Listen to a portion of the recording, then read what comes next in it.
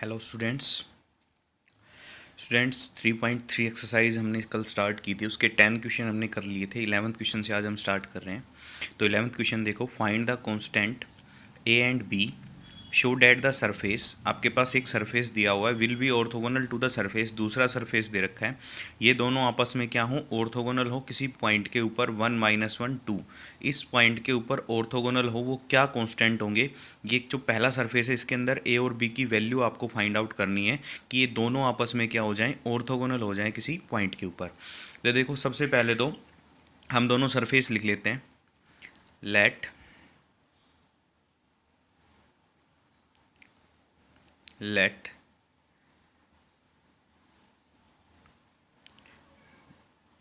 The equation of the surface is, आपके पास दो surface दिए हुए हैं, तो आप दोनों सरफेस मान लो। क्या क्या आ जाएगा आपके पास, एक को मान लेते हैं phi one x Y z पे डिफाइन है, किसके इक्वल मान लिया, एक मान लिया हमने ax² माइनस by/z, और इसको इधर ले आओ, -a+2 × x = 0। दूसरा सरफेस मान लेते हैं फाई 2, ये आ गई आपके पास इक्वेशन नंबर 1। फाई 2 xyz किसके इक्वल आ गया, 4x² y + z³ - 4 = 0। देखो अब कि आपके पास दिया हुआ है कि आपको प्रूव करना है कि इस पॉइंट पे दोनों ऑर्थोगोनल होंगे। तो इस पॉइंट पे दोनों ऑर्थोगोनल प्रूव होंगे, तो इसका मतलब तो एक चीज़ तो क्लियर है कि इस पॉइंट को ये सेटिस्फाई ज़रूर कर रहे होंगे, क्योंकि इसी पॉइंट पे आपको ऑर्थोगोनल चेक करना है। और ऑर्थोगोनल चेक करने का मतलब क्या दे रखा है आपके पास कि इन दोनों के जो नॉर्मल्स निकल के आएंगे, मतलब ग्रेडियंट ऑफ फाई 1 और ग्रेडियंट ऑफ फाई 2 आएंगे, उन दोनों के बीच में 90 डिग्री एंगल बन रहा होगा। तो 90 डिग्री एंगल का मतलब कि दोनों के ग्रेडियंट आपस में क्या हो रहेंगे, परपेंडिकुलर, मतलब दोनों का डॉट प्रोडक्ट इक्वल टू क्या होगा, 0। तो वहाँ से निकालेंगे। तो पहले पुट करते हैं एट पॉइंट 1 -1 2 इन 1। तो 1 के अंदर पुट करेंगे तो आपके पास कितना आ गया, a × 1² माइनस बी की y की वैल्यू -1, z की वैल्यू 2, माइनस a+2 इंटू कितना आ गया आपके पास 1 = 0। दिस इम्प्लाइज, यहाँ से आया a, यहाँ से आ गया आपके पास कितना +2b, यहाँ से आ गया -a और +2 = 0। a से a कैंसिल आउट, तो 2b = कितना आ गया आपके पास, ए से ये कैंसिल आउट, 2b = कितना चला गया उधर जाके, सॉरी ये -2 होगा क्योंकि माइनस बाहर है, तो 2b = 2। दिस इम्प्लाइज b की वैल्यू आपके पास क्या आ गई, 1। एक वैल्यू फाइंड हो गई। अब हमें दूसरी वैल्यू और चाहिए, तो हमें पता है कि देयर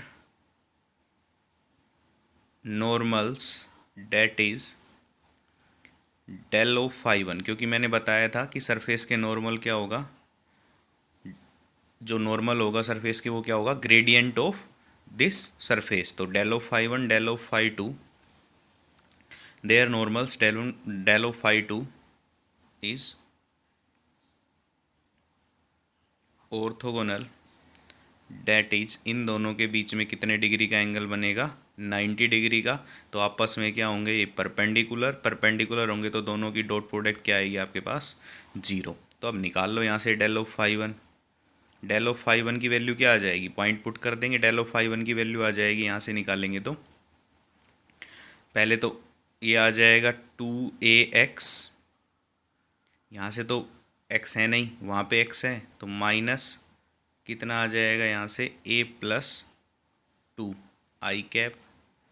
प्लस, उसके बाद निकालना है y के रेस्पेक्ट में पार्शियल डेरिवेटिव, तो कितना आ जाएगा आपके पास, सिर्फ y आपके पास बीच वाली टर्म में है, तो -bz j प्लस z आपके पास सेकेंड टर्म में है, तो कितना आ जाएगा -by k at point 1 -1 2। One minus one two पे कितना आ जाएगा आपके पास, ये two of a minus of a plus two i plus, अब जेड की वैल्यू टू पुट करेंगे तो माइनस टू बी जे, और यहाँ पे करेंगे तो कितना आ जाएगा, बी की वैल्यू माइनस वन तो प्लस बी आपके पास आ जाएगा के।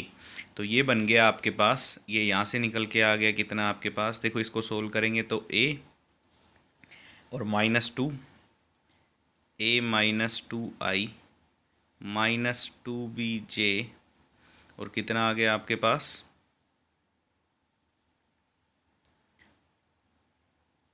ये आ गया प्लस बी ऑफ की, बी हमने निकाल रखा है तो बी को तो हटाओ यहाँ से, तो माइनस आ जाएगा आपके पास टू ऑफ जे प्लस आपके पास आ जाएगा बी की वैल्यू वन है तो के। तो ये वैल्यू आ गई किसकी, डेल फाई वन की at point one minus one two. इसी तरह हम निकालेंगे del of phi two, del of phi two निकालेंगे तो यहाँ से देखो एक्स के रिस्पेक्ट में करेंगे तो कितना आ जाएगा आपके पास, eight X Y I cap plus Z cube, Y है इसी में है तो four X square J cap, और जेड इसमें दे रखा है तो कितना आ जाएगा, three of Z square K cap. तो यहाँ से निकालेंगे at point one minus one two, कितना आ जाएगा आपके पास, ये बन जाएगा आपके पास माइनस ऑफ एट आई, उसके बाद प्लस ऑफ फोर जे, और यहाँ से आ जाएगा प्लस ऑफ बारह के। अब देखो आपको क्या करना है, del of phi one dot del of phi two equal to रख देना है जीरो, इनकी डॉट प्रोडक्ट करेंगे आपस में तो क्या आ जाएगा आपके पास आ जाएगा ए माइनस टू यहाँ से तो, और यहाँ से माइनस एट की मल्टीप्लाई, उसके बाद प्लस नेक्स्ट में यहाँ से आ जाएगा माइनस ऑफ टू, और यहाँ से आ जाएगा आपके पास फोर, और यहाँ से कोफिशिएंट आ जाएगा कितना वन, और यहाँ से आ जाएगा ट्वेल्व इक्वल टू ज़ीरो। जैसे हमने इसको इक्वल टू रखा तो ये हो जाएगा एट ए, और इसको सोल्व करेंगे तो माइनस ऑफ एट ए है तो माइनस ऑफ एट ए, और ये बनेगा चार आठ और बारह, तो ये प्लस का रहेगा उधर जाएगा तो माइनस का, तो माइनस माइनस कैंसिल आउट, तो एट ए इक्वल टू आ गया बारह और आठ बीस, तो ए आ गया आपके पास कितना 20/8, तो यहाँ से बन गया आपके पास क्या 5/4 आंसर आ गया, 5/2 सॉरी आंसर। तो ये आपका 11th क्वेश्चन है। 12th पे आइए, 12th क्वेश्चन कह रहा है in what direction from the point 132 is the directional derivative of phi maximum. सबसे पहली बात आपको फाई मैक्सिमम निकालना है, मतलब आपको डेल फाई का मैग्नीट्यूड निकालना है। लिख भी रखा है इसने what is the magnitude of the this maximum, तो आपने क्या करना है डेल ऑफ फाई निकाल देना है, डेल ऑफ फाई निकाल के पॉइंट पुट करना है 132, और उसके बाद उसका क्या निकाल देना है मैग्नीट्यूड निकाल देना है, आंसर आ जाएगा सिंपल सा। 13th क्वेश्चन देखते हैं, find the acute angle between the surface, दो सरफेस दे रखे हैं एट द पॉइंट। अब आपको एक्यूट एंगल फाइंड करने हैं, तो ये सिंपल सी बात है, बस एक्यूट एंगल तो नाम का है, क्योंकि जो निकल के आएगा तब पता चलेगा हमें एक्यूट एंगल है क्या है। आपको सिर्फ कोस ऑफ थीटा निकालना है, और कोस ऑफ थीटा की वैल्यू मैं बता चुका हूँ, ये क्वेश्चन हमने पहले भी किया था कि आपको gradient of phi one gradient of phi two इस पॉइंट के ऊपर अपॉन उनका मैग्नीट्यूड्स का डॉट प्रोडक्ट मैग्नीट्यूड्स निकाल देने, डॉट प्रोडक्ट नहीं करने की ज़रूरत, क्योंकि मैग्नीट्यूड आपके पास कांस्टेंट क्वांटिटी है।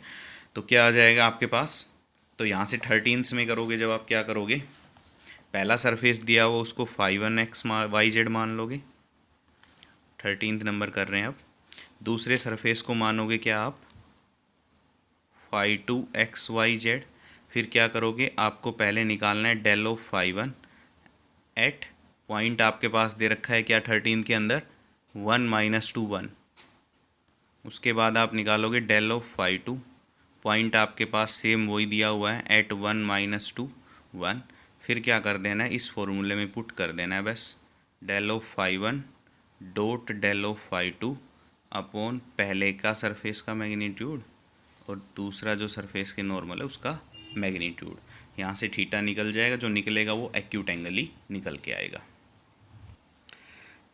नेक्स्ट देखिए 14th question, show that the directional derivative of scalar point function at any point along the tangent line to the surface at the point is zero. सबसे पहले तो आपको डायरेक्शनल डेरिवेटिव पता होना चाहिए। कोई भी सरफेस दिया हुआ है, उसके ऊपर किसी पॉइंट के अलोंग, किसी वेक्टर के अलोंग जब भी आप डायरेक्शनल डेरिवेटिव निकालते हैं तो वो किसके इक्वल आता है।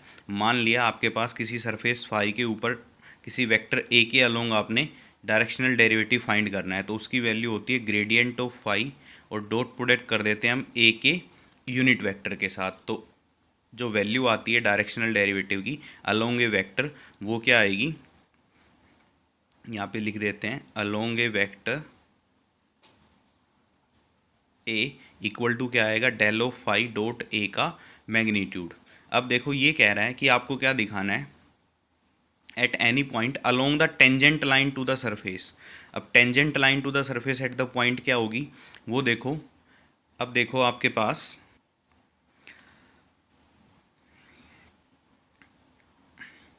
पास कोई भी ये कह रहा है कि eight any point along the tangent line, मान लिया कि ए वेक्टर जो है वो आपके पास टेंजेंट लाइन पे लाई करता है। किस पे लाई करता है, टेंजेंट लाइन पे लाई करता है। जब ये टेंजेंट लाइन पे लाई करेगा तो आपको पता है कि अगर ए वेक्टर टेंजेंट लाइन पे है तो जो फाई सरफेस दे रखा है आपके पास, जो फाई सरफेस दे रखा है आपके पास, उसके जो नॉर्मल जो आएगा वो आएगा डेल ऑफ फाई।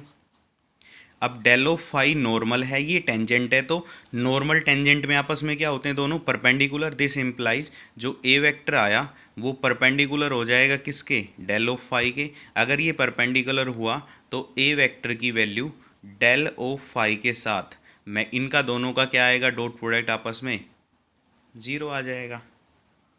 तो दिस इम्प्लाइज आपके पास क्या हो गया, phi del phi dot a is zero. और ए वेक्टर का मैग्नीट्यूड नहीं होता। अब ए वेक्टर की डायरेक्शन है ना टेंजेंट लाइन में, तो सिर्फ डायरेक्शन लेने के लिए हम इस क्या कर लेंगे, इसको यूनिट वेक्टर में कन्वर्ट कर लेंगे। तो A unit vector dot del of phi क्या आ गया आपके पास, जीरो। यहाँ पे बोल सकते हो कि let a vector lies in the tangent line which is perpendicular to del of phi. So directional del of phi के अगर परपेंडिकुलर है तो इन दोनों का डॉट प्रोडक्ट आपस में क्या आएगा, जीरो आएगा। और यही आपके पास क्या था, डायरेक्शनल डेरिवेटिव। दिस इम्प्लाइज ये आपके पास क्या हो गया, जीरो हो गया। नेक्स्ट देखिए, नेक्स्ट 15 क्वेश्चन आपके पास दिया हुआ है, find the constant a b c, show that the directional derivative phi of x Y z equal to a x Y square plus B Y Z plus C z cube x c Z square x cube at 1 2 -1 has a maximum of magnitude 64 in the direction parallel to z axis. देखो क्या किस direction में दिया हुआ है, directional derivative जो दिया हुआ है वो किसकी डायरेक्शन में दिया हुआ है, मैक्सिमम। जो वेक्टर जेड एक्सिस के पैरेलल दिया हुआ है उसकी डायरेक्शन में क्या दे रखा है, डायरेक्शनल डेरिवेटिव मैक्सिमम दिया हुआ है। तो पहले तो आपको डेल ऑफ फाई निकालने की ज़रूरत है, ग्रेडियंट ऑफ फाई। फिर हम उसके बाद निकालेंगे जो गिवन दिया हुआ है कि जो मैग्नीट्यूड दे रखा है वो मैक्सिमम 64 दे रखा है किसकी डायरेक्शन में, पैरेलल टू जेड एक्सिस। तो पहले तो सरफेस मान लेते हैं हम, phi of x Y Z, phi of x Y Z आपके पास दिया हुआ है A x Y square plus B Y Z plus C Z square x cube. तो ग्रेडियंट ऑफ फाई की वैल्यू क्या आ जाएगी, that is del of phi आ जाएगा आपके पास। Curly phi by curly X, X के रिस्पेक्ट में डेरिवेटिव करेंगे तो आपके पास आ गया ए वाई स्क्वेयर, और यहाँ से आ जाएगा प्लस 3c जेड स्क्वेयर और X square I cap plus Y के रिस्पेक्ट में करेंगे तो 2a X Y plus B Z J cap plus, जब जेड के रेस्पेक्ट में डेरिवेटिव करेंगे तो क्या आ जाएगा, B Y plus 2c Z X cube K cap. अब पॉइंट दिया हो, पॉइंट पुट करेंगे किस पॉइंट पे, एट 1 -2 1 पे क्या वैल्यू आ जाएगी आपके पास डेल ऑफ फाई की, यहाँ से पुट करेंगे तो ये आ गया आपके पास कितना, 4 of a plus 3 of c i cap. Next में पुट करेंगे तो x की जगह 1, y की जगह -2, तो ये आ जाएगा वाई की जगह 2, तो ये आ जाएगा आपके पास कितना 4 ऑफ ए, और सेकंड में पुट करेंगे तो minus b j cap plus इसमें पुट करेंगे तो ये आ जाएगा 2b माइनस 2c के कैप। अब देखो क्या दे रखा है, हमें पता है कि डायरेक्शनल डेरिवेटिव जब भी मैक्सिमम निकालना है तो हम क्या करते हैं, डेल ऑफ फाई का मैग्नीट्यूड निकालते हैं। क्या निकालते हैं, डेल ऑफ फाई का magnitude. So we know gradient phi is a vector in which maximum value of directional derivative occurs. लेकिन इसने दे रखा है कि डायरेक्शनल डेरिवेटिव जो मैक्सिमम है, डायरेक्शनल डेरिवेटिव मैक्सिमम जो गिवन दे रखा है इसने, वो दे रखा है in a direction parallel to किसके, जेड एक्सिस के। तो देखो अब इसमें से जो जेड एक्सिस के पैरेलल वेक्टर आएगा उसके अंदर क्या आएगा आपके पास, यदि मैं करूं कि यहाँ से वेक्टर 1 जो पैरेलल टू जेड एक्सिस आए,